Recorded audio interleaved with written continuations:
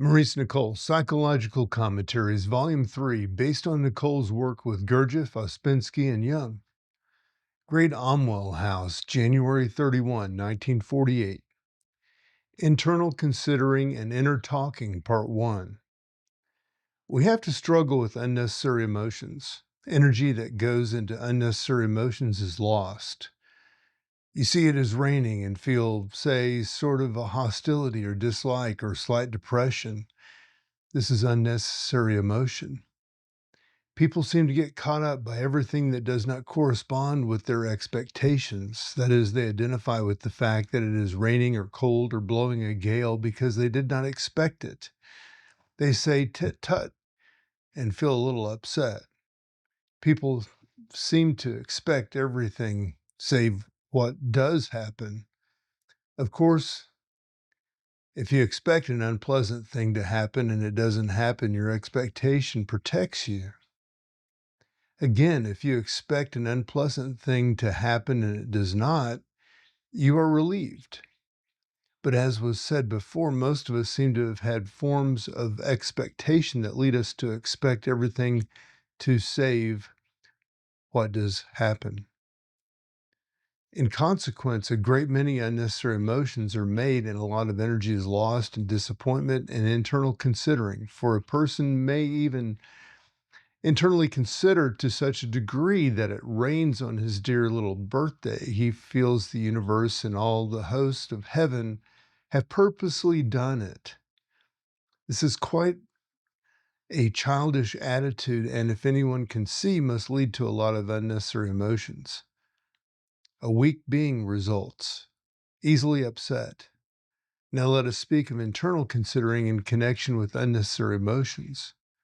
Internal considering has its source in the emotional center in this sense, namely, that behind it there is always a feeling and emotion. It employs the intellectual center in endless words and are talking, writing pathetic letters, never or rarely sent, but at its root is a feeling and emotion. What is this emotion? What is the source of internal considering? Let us speak of it gently, for all of us, however grand or brave or hard-boiled we fancy ourselves to have this emotion, this feeling deep within us, unless by some miracle the love of God has entered into our hearts, and we have come to understand that this earth is a place of test and that nothing human can understand us. Take the person who feels that it should not rain on his or her birthday. It pours with rain. He considers, he feels sad, he feels something does not appreciate him sufficiently, that he is not rightly treated, that something does not understand him. He was so looking forward to it. This in the work is called internal considering. As I said, it is at bottom an emotion, a feeling, although the intellectual center is employed to voice it in millions of words, spoken or unspoken. He puts on a bright face and says, "It does not matter." Yet, but inside, the feeling, the emotion continues, and many other similar emotions from similar experiences going far back into his past form a core in his emotional center from which many other forms of internal considering branch out. As, for example, you miss the bus and somehow it is always like that, or just when you want to see her, she says she has to go and see her aunt, or you did want to see that play and they took you to another, and so on. No, no one, of course, ever listens to what you want.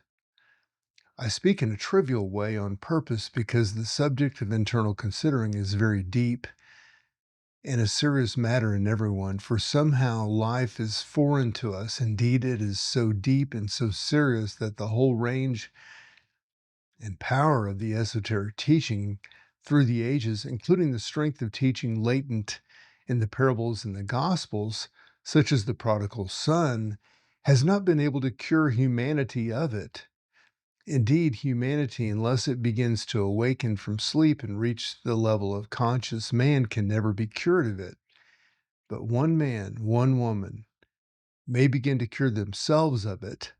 by hard work on themselves. So we have to speak of unnecessary and avoidable internal considering. Let us suppose a man does not see his own disloyalty, callousness, and malice. He has never observed himself. He does not see that people dislike or avoid him for this reason. He can see no reason why everyone does not adore him. He then fancies people unfairly do not like him. They behave unfairly to him. He has a grievance. This internal considering, a man with a grievance, is a good example of internal considering. He never externally considers, that is, puts himself into the situation of other persons and realizes their difficulties. On the contrary, he wishes to put everyone he talks to into his situation to make them realize his difficulties.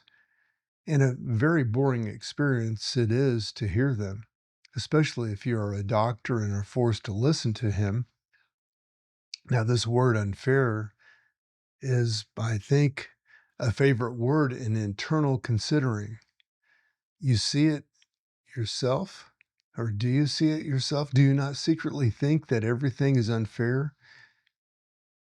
If so, you have an admirable source of continual internal considering and will lose force every minute of the day. I mean, each day will be a failure from the work point of view. On the other hand, if you observe your typical forms of internal considering and do not identify with them and remember yourself, you will realize that only you can help yourself.